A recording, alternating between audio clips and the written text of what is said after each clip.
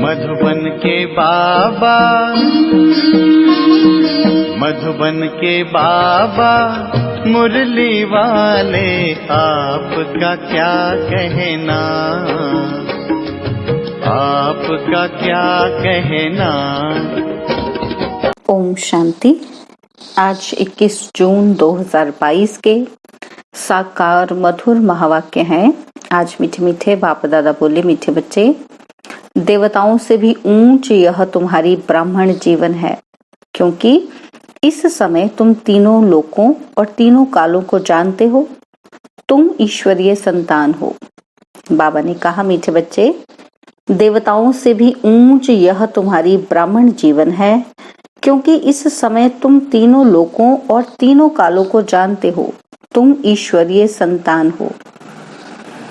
बाबा ने आज प्रश्न पूछा कि तुम बच्चे अभी कौन सी ऊंची चढ़ाई चढ़ते हो, और उत्तर में बाबा कहते कि मनुष्य से देवता बनना यह ऊंची चढ़ाई है जिस पर तुम चढ़ रहे हो। कहते भी हैं, चढ़े तो चाखे प्रेम रस। यह बहुत लंबी चाढ़ी है, लेकिन वंडर है जो चढ़ते 1 सेकंड में हो और उतरने में टाइम लगता है। और बाबा ने दूसरा प्रश्न पूछा कि पाप का घड़ा फूटने से ही जय जयकार होती है, इसकी कौन सी निशानी भक्ति मार्ग में है। और उत्तर में बाबा कहते कि दिखाते हैं, घड़े से सीता निकली, अर्थात जब पाप का घड़ा भरकर फूटा तब सीता और राधे का जन्म होता है। मुरली का गीत है, इस पाप की दुनिया से मुझे कहीं दूर ले चल। ओम शांति। मीठे मीठे बच्चों ने गीत सुना भक्ति मार्ग का। पुकारते हैं कि इस पतित दुनिया से पावन दुनिया में ले चलो, अशांति की दुनिया से शांति की दुनिया में ले चलो। बुद्धि में बैठा है कोई और दुनिया है जहाँ शांति भी थी, सुख भी था। महाराजा महारानी लक्ष्मी नारायण का राज्य था, जिनों के चित्र भी यहाँ है। मनुष्य जो हिस्ट्री ज्योग्राफी पढ़ते हैं वह तो जैसे क्वार्टर दुनिया की है, आधा कल्प की भी नहीं है। सत्युग त्रेता का तो किसी को पता ही नहीं, आंख ही बंद है, जैसे काने हैं। वर्ल्ड की हिस्ट्री ज्योग्राफी कोई जानते ही नहीं है। वर्ल्ड कितनी बड़ी है, कब नई वर्ल्ड शुरू हुई है, फिर पुरानी होती है, फिर पुराने से कब नई बनती है, यह तुम बच्चे अभी जानते हो। बनेगी तो जरूर ना। गोल्डन, सिल्वर, कॉपर, आयरन में आना ही है। कलयुग के बाद सतयुग फिर जरूर होगा। संगम पर सतयुग स्थापन करने वाला आएगा। यह समझाने की बड़ी युक्तियां हैं। कलयुग को सतयुग बनाने वाला बाप ही है। इतनी सहज बातें भी किसी की बुद्धि में नहीं आती हैं, क्योंकि बुद्धि को माया का ताला लगा हुआ है। परमपिता परमात्मा की महिमा भी गाते हैं कि हे परमपिता परमात्मा, बुद्धिवानों की बुद्धि आप हो, बुद्धिहीन को आप बुद्धि दो, और सब आसुरी मत देने वाले हैं। श्रेष्ठ मत देने वाला एक ही बाप है। मनुष्य गाते हैं परंतु समझते कुछ भी नहीं है। तुम बच्चों को अभी तीनों लोकों का ज्ञान है। ऐसे नहीं सिर्फ वर्ड का ज्ञान है, वर्ड से आगे भी तुम जानते हो। मूल वतन, सूक्ष्म वतन, स्थूल वतन, ये तीनों लोगों का बुद्धि में ज्ञान है। जो अच्छी रीति से पढ़ते हैं उन्हों की बुद्धि में है। तुम स्कूल में पढ़ते हो तो पढ़ाई पूरी रीति बुद्धि में रहनी चाहिए। तीनों कालों का ज्ञान तुम्हारी बुद्धि में है। तुम त्रिकालदर्शी बनते हो। तुमको त्रिलोकीनाथ नहीं कहेंगे। त्रिलोकीनाथ कोई बनता ही नहीं है। त्रिकालदर्शी अक्षर ठीक है। 3 लोक 3 काल को तुम जानते हो। बरोबर हम मूल वतन में रहते हैं, हम आत्माएं वहां निवास करती हैं। यह ज्ञान और किसी की बुद्धि में है ही नहीं। यह तुम जानते हो कि परमपिता परमात्मा त्रिकालदर्शी है। आदि मध्य अंत तीनों को, तीनों कालों को और त्रिलोक को जानते हैं। लक्ष्मी नारायण को बैकुंठनाथ कह सकते हैं, त्रिलोकीनाथ नहीं। वे हेवन व स्वर्ग के मालिक हैं। बाप को पैराडाइज का मालिक नहीं कह सकते। तो यह भी समझने की बातें हैं। परमात्मा जैसा कोई मनुष्य नहीं हो सकता। कहते भी हैं कि परमात्मा जानी जाननहार, नॉलेजफुल है, परंतु अर्थ नहीं जानते हैं। समझते हैं जानी जाननहार है तो सभी के दिलों को जानते होंगे। सर्वव्यापी कह ग्लानि कर देते हैं। अभी तुम हो ईश्वरीय वंशावली हो, फिर दैवी वंशावली बनेंगे। ईश्वर बड़ा व सत्यु के देवताएं बड़े। बाबा ने प्रश्न पूछा कि बताओ ईश्वर बड़ा या सतयुग के देवताएं बड़े? उन देवताओं से बड़े सूक्ष्म वतनवासी देवताएं हैं। सूक्ष्म वतनवासी ब्रह्मा बड़ा कहेंगे ना, वह है ही अव्यक्त, यह तो व्यक्त है ना। यह सब पावन फरिश्ते बनते हैं तब महिमा है। ब्राह्मणों को अभी अलंकार देंगे तो वह अस्त्र शस्त्र शोभेगा नहीं, इसलिए विष्णु को स्वदर्शन चक्र दिखाते हैं। शंख चक्र गदा पद्म, अब इनका अर्थ भी तुम समझ गए हो। सत्य में लक्ष्मी नारायण को तो अस्त्र शस्त्र देंगे नहीं, यह है अभी की बात। वास्तव में यह ज्ञान के अस्त्र शस्त्र हैं, स्थूल हथियारों की बात ही नहीं है। शास्त्रों में तो स्थूल हथियार आदि हैं। पांडव और कौरवों की सेना दिखाई है, परंतु उसमें फीमेल को नहीं दिखाया है। पांडव सेना में पुरुष दिखाते हैं, बाकी शक्ति सेना कहाँ गई यह है गुप्त। कोई को पता ही नहीं ये शिव शक्तियां कहाँ गई। इनका वृत्तांत कुछ भी नहीं दिखाते हैं। शक्तियों ने कैसे लड़ाई की, सेना दिखाते तो है ना, किसी को भी समझ में नहीं आता है। जिसने जो कुछ बोला सो लिख दिया। यथार्थ रीति अभी तुम जानते हो। हम सब एक्टर्स हैं, हर एक आत्मा को अपना पार्ट मिला हुआ है। बाबा जिसको क्रिएटर, डायरेक्टर, मुख्य एक्टर कहा जाता है, उन द्वारा तुम सारे ड्रामा के राज को जानते हो। इनमें 4 युग हैं अथवा 4 भाग हैं, जिसको एपिक कहते हैं। वास्तव में है 5। 5वां यह कल्याणकारी युग है। सत्ययुग और त्रेता के संगम को कल्याणकारी नहीं कहेंगे, क्योंकि उतराई हो जाती है। सत्यो प्रधान सतो रजोतमो, यह है सीढ़ियां, तो सीढ़ी उतरनी ही पड़ती है। ज्ञान में तुम एक ही बार गल्प करते हो, फिर ऊपर चढ़ी हुई सीढ़ी उतरते ही जाते हो। सीढ़ी उतरना बड़ा सहज होता है, चढ़ने में बड़ा मुश्किल होता है। तुम कितनी मेहनत करते हो। मनुष्य से देवता बनना ऊंची चाढ़ी है ना। कहते हैं ना कि चढ़े तो चाखे प्रेम रस। जानते हो अभी हम चढ़ रहे हैं, फिर गिरते हो तो एकदम चकनाचूर हो जाते हो। कितना समय लगता है। यह बहुत लंबी चाढ़ी है। तुम जानते हो अभी हम चढ़ रहे हैं, फिर उतरेंगे। सेकंड लगता है चढ़ने में, पिछाड़ी में आने वाले सेकंड में चढ़ सकते हैं।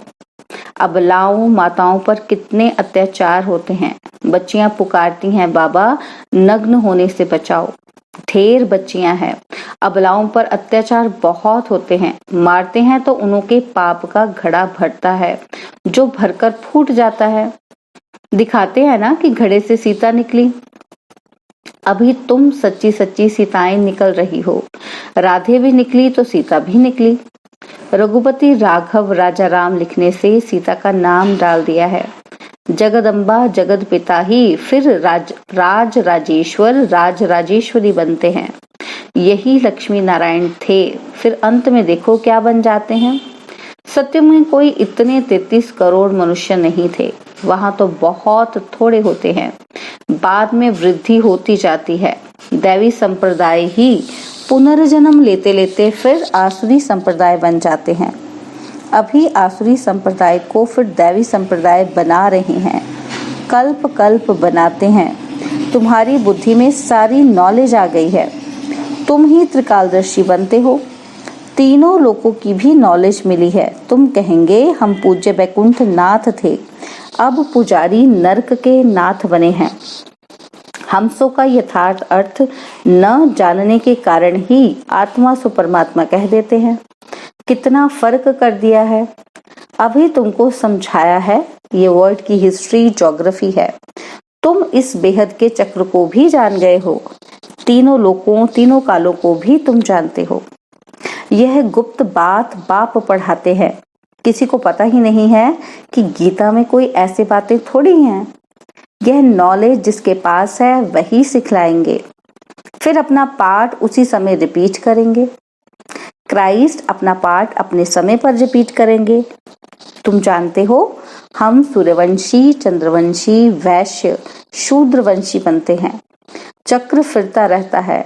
इस्लामी, बौद्धि फिर अपना पाठ रिपीट करेंगे। जब एक देवी देवता धर्म रहता है तो और सभी धर्म रहते नहीं। वर्ड तो एक ही है। बाप ने क्रिएटर और क्रिएशन का राज समझाया है। हर एक मनुष्य हद का ब्रह्मा है। बच्चों को क्रिएट करते हैं, फिर उनकी पालना करते हैं। क्रिएशन को वर्षा मिलता है रचयिता बाप से। भाई भाई को वर्षा देते हैं, ये कब सुना है? बच्चे समझते हैं कि एक तो है हद का बाप, वह तो सभी को मालूम है। हद के बाप से हद का वर्षा मिलता है। लौकिक टीचर पढ़ाते हैं, पढ़ाने से कोई सारी सृष्टि के मालिक थोड़े बनते हैं। ये बेहद की बात है। हद वाले सभी उस बेहद बाप को याद करते हैं। उनको कहते ही हैं कि बाबा, शिव बाबा। क्रिएटर को बाबा कहेंगे ना? सिर्फ बाबा हल्का नाम है, इसलिए शिव बाबा कहते हैं। वह है ही निराकार। पूछा जाता है शिव बाबा से तुम्हारा क्या संबंध है? कहते हैं ना कि शिव बाबा झोली भर दो। बाबा का शिव नाम एक्यूरेट है। शंकर का चित्र अलग है। शिव और शंकर दोनों को मिलाकर शिव शंकर कहना, यह तो बड़ी भारी भूल है। ऊंचे ते ऊंच बाप को भूल गए हैं।